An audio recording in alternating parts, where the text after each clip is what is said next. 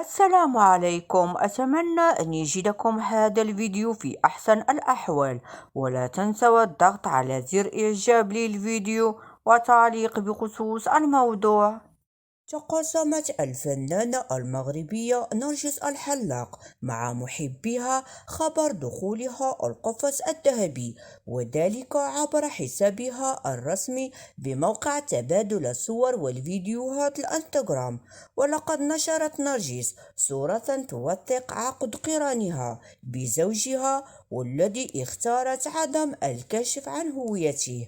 وواصلت المتحدثة ذاتها قائلة: اسمحوا لي خبيتها عليكم شوية، ولكن كل حاجة فوقتها زوينة. الله يرزق كل وحدة بولد الناس اللي يستاهلها ويحطها فوق الراس.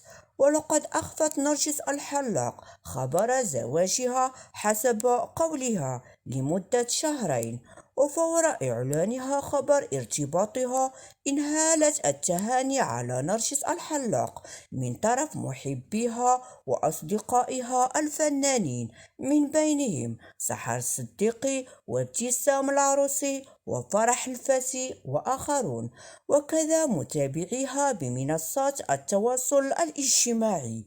وفي نفس السياق شكرت الفنانة نرجس متابعيها عبر حسابها الرسمي بموقع التواصل الاجتماعي الانستغرام، حيث نشرت عبر خاصية القصص القصيرة تدوين تشكر من خلالها جمهورها قائلة: شكرا لكم من القلب على حبكم ورسائلكم ودعواتكم، الله يخليكم لي يا رب.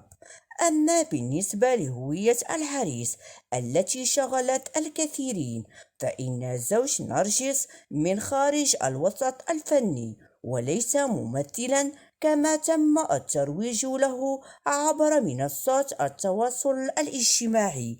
فكان هذا هو فيديو اليوم، وإلى فيديو قادم إن شاء الله، إلى اللقاء.